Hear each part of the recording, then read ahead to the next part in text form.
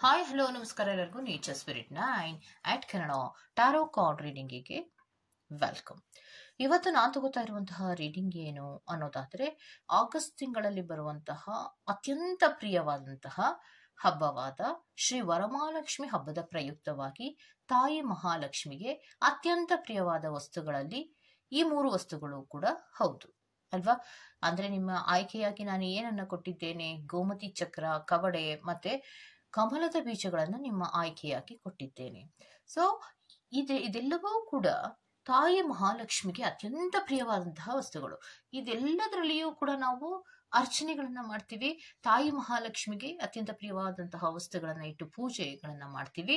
ಮತ್ತೆ ಬಹಳಷ್ಟು ಶ್ರದ್ಧಾಭಕ್ತಿಯಿಂದ ವ್ರತಾಚರಣೆಯ ರೀತಿಯಲ್ಲಿ ಮಾಡುವಂತಹ ಒಂದು ಪದ್ಧತಿ ಮತ್ತೆ ಒಂದು ಹಬ್ಬ ಕೂಡ ಹೌದು ವರಮಹಾಲಕ್ಷ್ಮಿ ಹಬ್ಬ. ಈ ವರಮಹಾಲಕ್ಷ್ಮಿ ಹಬ್ಬದ ಪ್ರಯುಕ್ತವಾಗಿ ಅತ್ಯಂತ ಪ್ರಿಯವಾದ ತಾಯಿ ಮಹಾಲಕ್ಷ್ಮಿಗೆ ಅತ್ಯಂತ ಪ್ರಿಯವಾದಂತಹ ಈ 3 ವಸ್ತುಗಳನ್ನ ಆಯ್ಕೆಯಾಗಿ ನಾನೇನು ನಿಮ್ಗೆ ಕೊಟ್ಟಿದ್ದೇನೋ ಅದರಲ್ಲಿ ಕೆಲವೊಂದು ಅತಿ ಪ್ರಮುಖವಾದಂತಹ ಸಂದೇಶಗಳನ್ನ ನಿಮಗೋಸ್ಕರವಾಗಿ ನಿಮ್ಮ ಸಿಚುಯೇಷನ್ಗಳಿಗೆ ತಕ್ಕ ಹಾಗೆ ಸಂದೇಶಗಳನ್ನ ಕೊಡ್ತಾರೆ. ಅದು ಯಾವ ಸಂದೇಶಗಳನ್ನ ನಿಮಗೋಸ್ಕರವಾಗಿ ಹಬ್ಬದ ಪ್ರಯುಕ್ತವಾಗಿ ಕೊಡ್ತಾ ಇದ್ದಾರೆ ಅಂತ ನೋಡ್ತಾ ಹೋಗೋಣ.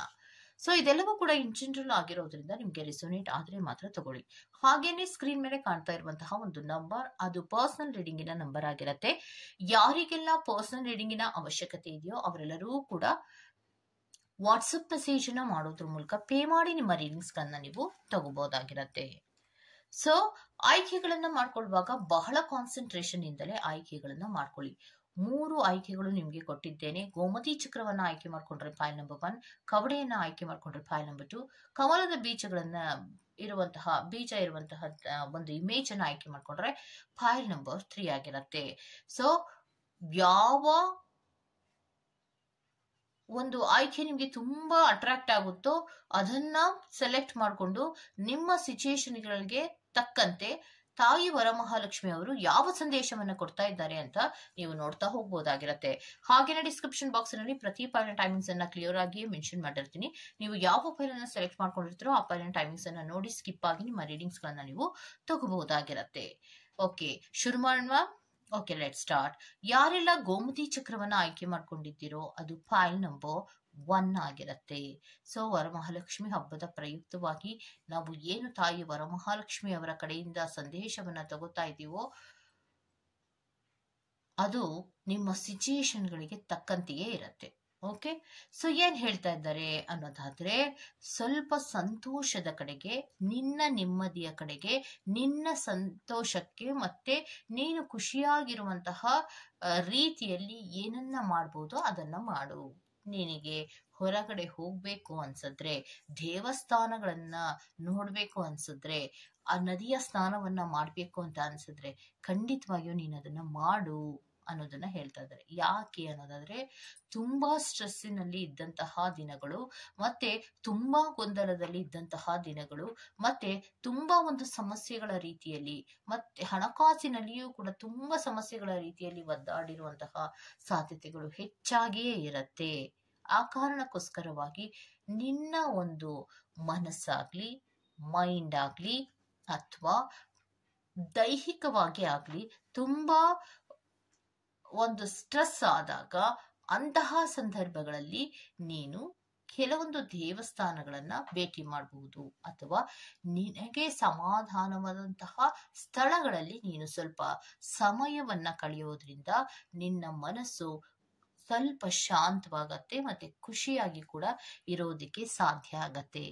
ಯಾಕೆ ನಾನು ಇದನ್ನ ಹೇಳ್ತಾ ಇದ್ದೀನಿ ಅನ್ನೋದಾದ್ರೆ ಯಾವಾಗ ನಿನ್ನ ಮನಸ್ಸು ಸಮಾಧಾನವಾಗುತ್ತೋ ಆಗ ನೀನು ಬೇರೆ ಏನಾದ್ರೂ ನಿನ್ನ ಜೀವನಕ್ಕೆ ಒಂದು ಮೂಮೆಂಟ್ ಅನ್ನ ಕೊಡೋದಿಕ್ಕೆ ಸಾಧ್ಯ ಆಗತ್ತೆ. ಯಾವುದೂ ಕೂಡ ನಿನ್ನ ಕಂಟ್ರೋಲ್ ಅಲ್ಲಿ ಇಲ್ಲ ಅನ್ನೋದು ನಿನಗೆ ಗೊತ್ತಲ್ವಾ? ಮತ್ತೆ ಯಾಕೆ ನೀನು ಅಷ್ಟೊಂದು ನೋವನ್ನ ಪಡ್ತಾ ಇದೀಯಾ? ಯಾವುದೇ ಸಿಚುಯೇಷನ್ಸ್ಗಳು ನಿನ್ನ ಎದುರಿಗೆ ಬಂದ್ರೂ ಕೂಡ ಅದೆಲ್ಲವನ್ನ ನಾನು ಎದುರಿಸಿ ನಿಲ್ಲೇಬೇಕು, ಬೇರೆ ದಾರಿ ಇಲ್ಲ ಅನ್ನುವಂತಹ ಒಂದು ಮನಸ್ಥಿತಿಯನ್ನ ನೀನು ಬೆಳೆಸ್ಕೊಂಡ್ರೆ ಅಂತಹ ಸಂದರ್ಭದಲ್ಲಿ ನಿನಗೆ ಯಾವುದೇ ಸಿಚುಯೇಷನ್ಸ್ಗಳು ಬಂದ್ರೂ ಕೂಡ ಅಂತಹ ದೊಡ್ಡ ನೋವುಗಳಾಗೋದಿಲ್ಲ. ಸೊ ಈ ಹಿಂದೆ ನೀನು ತುಂಬಾ ನೋವನ್ನ ಪಟ್ಟಿದ್ದೀಯಾ, ದುಃಖವನ್ನ ಪಟ್ಟಿದ್ದೀಯಾ, ಕೆಲವೊಂದು ಪ್ರಯತ್ನಗಳನ್ನ ಮಾಡ್ತಾ ಇದೀಯಾ, ಹಲವಾರು ಸಮಸ್ಯೆಗಳಿಂದ ಒದ್ದಾಡಿದ್ಯಾ, ಹಣಕಾಸಿನ ಸಮಸ್ಯೆಗಳು, ಮೇನ್ ಆಗಿ ಹಣಕಾಸಿನ ಸಮಸ್ಯೆಗಳಿಂದ ಒದ್ದಾಡಿರುವಂತಹದ್ದೇ ತುಂಬಾ ಜಾಸ್ತಿಯಾಗಿ ತೋರಿಸ್ತಾ ಇದೆ. ಅದರಲ್ಲಿಯೂ ಕೂಡ ಸಂತೋಷದ ಕ್ಷಣಗಳು, ನೆಮ್ಮದಿಯಾಗಿ ನಾನು ಇವತ್ತೊಂದು ಒಂದು ದಿನವನ್ನ ಕಳೆದೆ ಅನ್ನುವಂತಹ ಕ್ಷಣಗಳೇ ಕಡಿಮೆ ಅಥವಾ ದಿನಗಳೇ ಕಡಿಮೆ ಅನ್ನುವಂತಹದನ್ನ ರೆಪ್ರೆಸೆಂಟ್ ಮಾಡ್ತಾ ಇರೋದ್ರಿಂದ ಇನ್ನು ಮುಂದೆ ನೀನು ಸಂಪೂರ್ಣವಾಗಿ ಬದಲಾಗುವಂತಹ ಪ್ರಯತ್ನವನ್ನ ಮಾಡು. ನಿನ್ನ ಖುಷಿ, ನಿನ್ನ ನೆಮ್ಮದಿ, ನಿನ್ನ ಸಮಾಧಾನಗಳ ಕಡೆಗೆ ನೀನು ಗಮನವನ್ನ ಕೊಟ್ಟಾಗ ನಿನ್ನ ಜೀವನದಲ್ಲಿ ಏನನ್ನಾದರೂ ಸಾಧಿಸೋದಿಕ್ಕೆ ಸಾಧ್ಯ ಆಗತ್ತೆ, ಒಂದು ಹುಮ್ಮಸ್ಸು ಬರೋದಿಕ್ಕೆ ಸಾಧ್ಯ ಆಗತ್ತೆ. ನೀರಸವಾದ, ನಿಶಕ್ತಿಯಾದಂತಹ ನಿರುತ್ಸಾಹದ ಜೀವನ ಯಾವತ್ತೂ ಕೂಡ ನಿಮಗೆ ಅಷ್ಟೊಂದು ಸಮಾಧಾನವನ್ನ ಕೊಡೋದಿಲ್ಲ. ಸೊ ಆ ಕಾರಣಕ್ಕೋಸ್ಕರವಾಗಿಯೇ ನೀವು ಸ್ವಲ್ಪ ಸಮಾಧಾನವಾಗಿ ಇರಬೇಕು ಅಂದ್ರೆ ನಿಮ್ಮ ಸಂತೋಷ ಮತ್ತು ನೆಮ್ಮದಿಯ ಕಡೆಗೆ ಗಮನವನ್ನ ಕೊಡ್ಲೇಬೇಕು. ಅಂತಹ ಸಂದರ್ಭದಲ್ಲಿ ಮಾತ್ರ ನಿನ್ನ ಜೀವನದ ಮುಂದುವರಿಕೆಗಳನ್ನ ಮಾಡೋದಿಕ್ಕೆ ಸಾಧ್ಯ ಆಗತ್ತೆ ಅನ್ನೋದನ್ನ ತಾಯಿ ಮಹಾಲಕ್ಷ್ಮಿಯವರು ನಿಮಗೆ ಸಂದೇಶವಾಗಿ ಕೊಡ್ತಾ ಇದ್ದಾರೆ. Okay, so go to the next.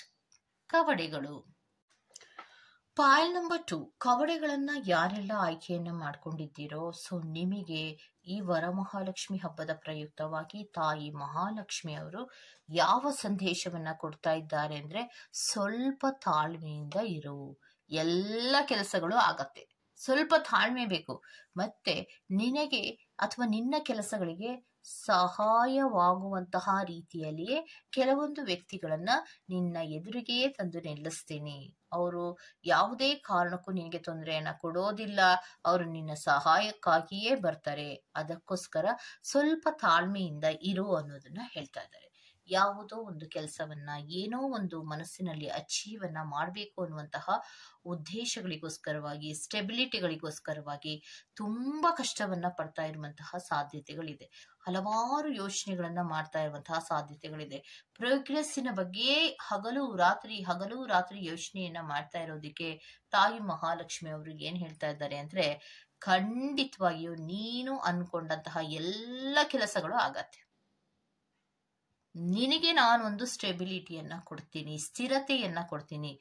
ನೀನು ಬದುಕೋದಿಕ್ಕೆ ಏನೆಲ್ಲ ಬೇಕೋ ಅದೆಲ್ಲವನ್ನ ನಾನು ಕೊಡ್ತೀನಿ. ಅದಕ್ಕೆ ಅಷ್ಟೊಂದು ಯೋಚನೆ ಮಾಡುವಂತಹ ಅಗತ್ಯ ಇಲ್ಲ. ಆದ್ರೆ ಸ್ವಲ್ಪ ತಾಳ್ಮೆಯಿಂದ ಇರು.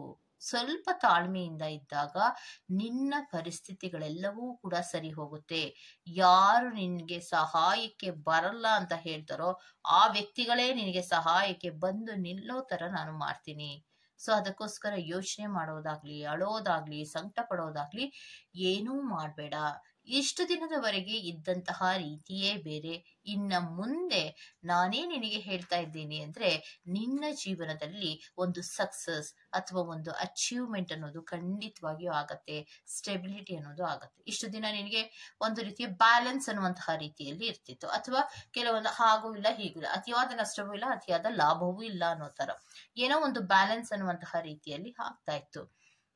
ಇವತ್ತು ನಷ್ಟ ಆದ್ರೆ ನಾಳೆ ನಿನಗೆ ಲಾಭ ಆಗ್ತಾ ಇತ್ತು, ನಾಡಿದ್ ನಷ್ಟ ಆದ್ರೆ ಮತ್ತೆ ಲಾಭ. ಇದು ಒಂದು ರೀತಿಯಲ್ಲಿ ಬ್ಯಾಲೆನ್ಸ್ ಅನ್ನುವಂತಹ ರೀತಿಯಲ್ಲಿ ನಿನ್ನ ಜೀವನ ನಡೀತಾ ಇತ್ತು. ಆದ್ರೆ ನೆಕ್ಸ್ಟ್ ಆ ರೀತಿ ಆಗೋದಿಲ್ಲ.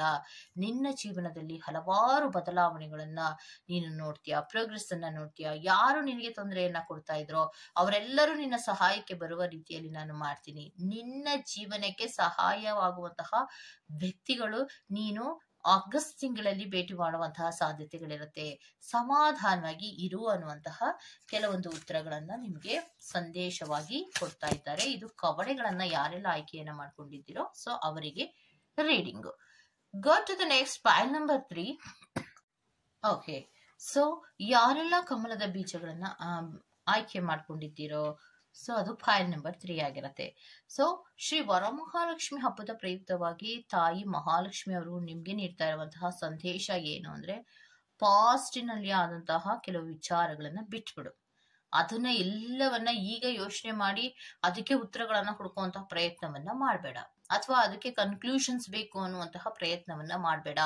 ಪಾಸ್ಟಿನಲ್ಲಿ ಆದಂತಹ ಕೆಲವು ವಿಚಾರಗಳನ್ನ ಸಂಪೂರ್ಣವಾಗಿ ಬಿಟ್ಟು ತದನಂತರದಲ್ಲಿ ಹೊಸ ವಿಚಾರಗಳ ಕಡೆಗೆ ಗಮನವನ್ನ ಕೊಡು.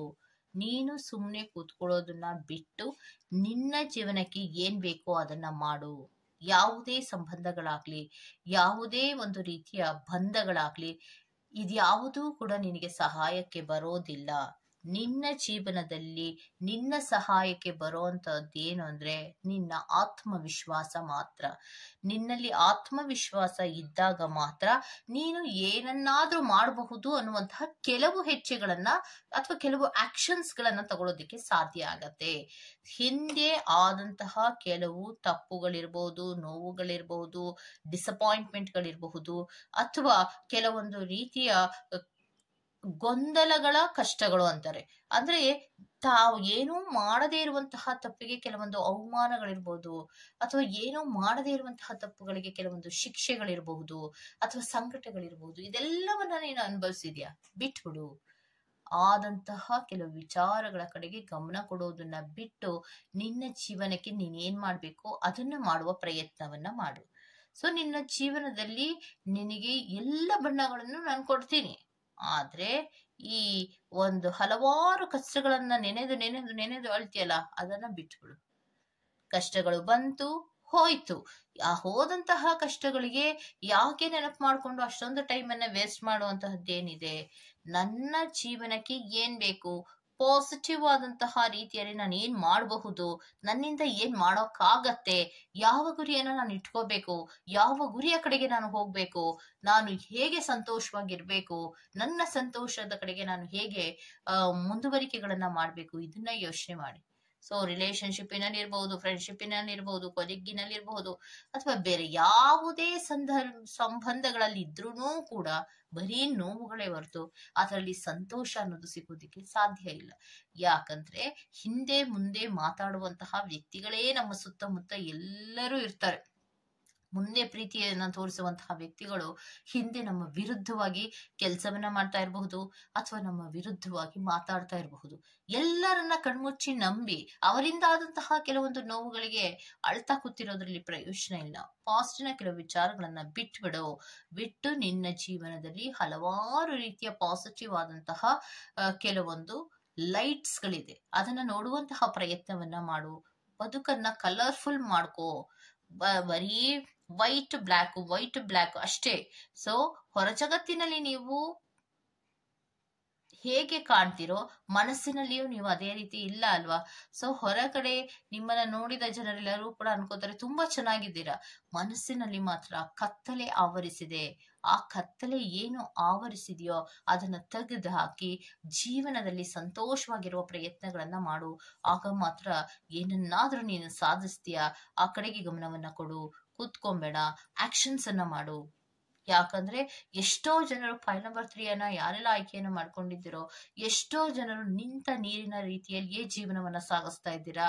ಅದರ ಒಂದು ಆಕ್ಟಿವ್ನೆಸ್ ಇಲ್ಲ, ಒಂದು ಆಕ್ಷನ್ಸ್ ಇಲ್ಲ. ನನ್ನ ಕೈಲಿ ಏನೂ ಆಗಲ್ಲ, ನಾನೇನು ಮಾಡಲ್ಲ, ನನಗೆ ಬೇಜಾರಾಗಿದೆ, ನನಗ್ ನೋವಾಗಿದೆ, ಯಾರನ್ನು ನಂಬಂಗಿಲ್ಲ, ಯಾರಿಗೋಸ್ಕರ ನಾನು ಬದುಕ್ಬೇಕು, ಇಷ್ಟೇ ಆಲೋಚನೆಗಳನ್ನ ಮಾಡ್ತಿರ್ತೀರ. ಇದನ್ನ ಬಿಟ್ಟು ಎಲ್ಲ ಹಲವಾರು ಸಂಬಂಧಗಳ ಗಂಟನ್ನ ಬಿಟ್ಟು, ಕಷ್ಟಗಳನ್ನ ಬಿಟ್ಟು ಹೊರಬರುವಂತಹ ಪ್ರಯತ್ನವನ್ನ ಮಾಡಿದಾಗ ಮಾತ್ರ ನನ್ನ ಜೀವನದಲ್ಲಿ ಬೆಳಕನ್ನೋದು ಖಂಡಿತವಾಗಿಯೂ ಸಿಗುತ್ತೆ. ನಿನಗಂತೂ ಸಮಾಧಾನ, ನೆಮ್ಮದಿ ಅಂತೂ ಖಂಡಿತ ಕೊಡ್ತೀನಿ ಅಂತ ಹೇಳ್ತಾರೆ. ಯಾಕಂದ್ರೆ ಲಾಭಗಳು, ಹಣಕಾಸು ಇದೆಲ್ಲವೂ ಇದ್ರೆ ಸಮಾಧಾನ ಅಲ್ಲ. ಹಣವಿದ್ರೂ ಕೂಡ ಸಮಾಧಾನದಿಂದ ನೆಮ್ಮದಿಯಿಂದ ಇಲ್ಲದೆ ಇರುವಂತಹ ಎಷ್ಟೋ ಜನರಿದ್ದಾಗ ನಿಮಗೆ ವರಮಹಾಲಕ್ಷ್ಮಿ ಹಬ್ಬದ ಪ್ರಯುಕ್ತವಾಗಿ ತಾಯಿ ಮಹಾಲಕ್ಷ್ಮಿ ಅವರು ನೆಮ್ಮದಿಯನ್ನ ಕೊಡ್ತೀನಿ, ನಿನಗೆ ಸಂತೋಷವನ್ನ ಕೊಡ್ತೀನಿ, ನೀನು ಕೆಲವೊಂದು ಮುಂದುವರಿಕೆಗಳನ್ನ ಮಾಡೋದಿಕ್ಕೆ ನಿನ್ನಲ್ಲಿ ಹುಮ್ಮಸ್ಸನ್ನ ಕೊಡ್ತೀನಿ ಅನ್ನೋದನ್ನ ಹೇಳ್ತಾ ಇದ್ದಾರೆ. ಸೊ ಇದಿಷ್ಟು ವರಮಹಾಲಕ್ಷ್ಮಿ ಹಬ್ಬದ ಪ್ರಯುಕ್ತವಾಗಿ ಫೈಲ್ ನಂಬರ್ 3 ಯಾರೆಲ್ಲ ಆಯ್ಕೆಯನ್ನ ಮಾಡ್ಕೊಂಡಿದ್ದೀರೋ ಸೊ ಅವರಿಗೆ ರೀಡಿಂಗ್ ಆಗಿರತ್ತೆ.